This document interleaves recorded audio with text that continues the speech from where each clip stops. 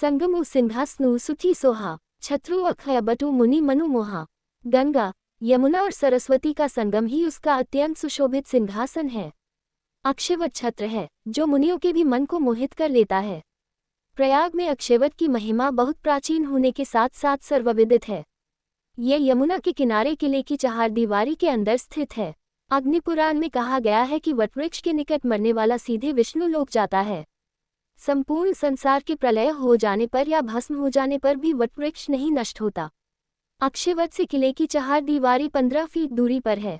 इसकी शाखाएं चहारदीवारी से भूमि पर बाहर भी यमुना नदी में लटकती है। सन 1992 में अक्षयवट के चारों ओर संगमरमर लगा दिया गया है। 1999 में अक्षयवट के पास ही एक छोटा सा मंदिर बनाया गया है जिसमें राम, लक्ष्मण व सीता की प्रतिमाएं स्थापित की गई हैं। अक्षयवट के मूल भाग पर चारों तरफ वस्त्र लपेटने पर लगभग 22 मीटर कपड़ा लगता है। इस अक्षयवट के पत्तों का अग्रभाग अन्य बरगद के पत्तों की तुलना में नुकीला न होकर गोलापन लिए होता है। पत्ते औसत रूप में छोटे होते हैं। औरंगजेब ने इस वटवृक्ष को जलाने का प्रयास किया था किंतु वह सफल नहीं हुआ। अक्षयवट तीर्थराज प्रयाग का सबसे महत्वपूर्ण धार्मिक स्थल है।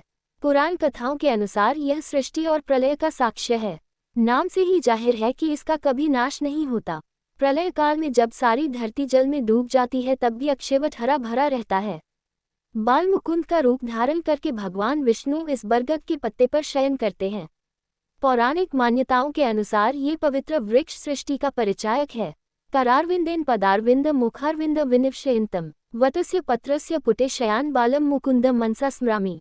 शूलपानी महेश्वर इस वृक्ष की रक्षा करते हैं, तब वट रक्षति सदा शूलपानी महेश्वरः। महापुराण में अक्षयवट को तीर्थराज प्रयाग का छत्र कहा गया है। छत्तेमितश्चामर चारुपानी सितासिते यत्र सरिद्वरेण्ये अद्योवतश्छत्रमिवाति भाति स तीरथ राजो जयति प्रयागः। अक्षयवट का धार्मिक महत्व सभी शास्त्र पुराणों में कहा गया है। चीनी यात्री हवेनसांग प्रयागराज के संगम तट पर आया था। उसने अक्षयवट के बारे में लिखा है, नगर में एक देव मंदिर पातालपुरी मंदिर है। यह अपनी सजावट और विलक्षण चमत्कारों के लिए प्रसिद्ध है। कहा जाता है कि जो श्रद्धालु इस स्थान पर 1 पैसा चढ़ाता है उसे 1000 स्वर्ण मुद्रा चढ़ाने का फल मिलता है। मंदिर के आंगन में एक विशाल वृक्ष अक्षयवट है जिसकी शाखाएं और पत्तियां दूर दूर तक फैली हैं। पौराणिक और ऐतिहासिक प्रमाणों के अनुसार मुक्ति की इच्छा से श्रद्धालु इस बरगद की ऊंची डालों पर चढ़कर कूद जाते थे।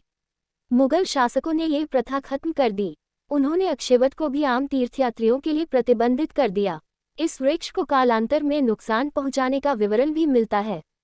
आज का अक्षयवट पातालपुरी मंदिर में स्थित है। यहाँ एक विशाल तहखाने में अनेक देवताओं के साथ बरगद की शाखा रखी हुई है।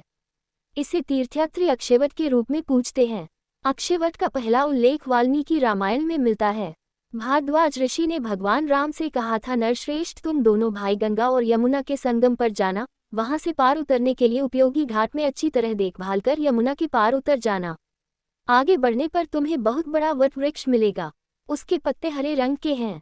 वह चारों ओर से दूसरे वृक्षों से घिरा हुआ है। उसका नाम श्यामवट है। उसकी छाया में बहुत से सिद्ध पुरुष निवास करते हैं। वहां पहुंचकर सीता को उस वृक्ष से आशीर्वाद की याचना करनी चाहिए। यात्री की इच्छा हो तो यहाँ कुछ देर तक रुके या वहां से आगे चला जाए। अक्षयवट को वृक्षराज और ब्रह्मा, विष्णु, शिव का रूप कहा गया है।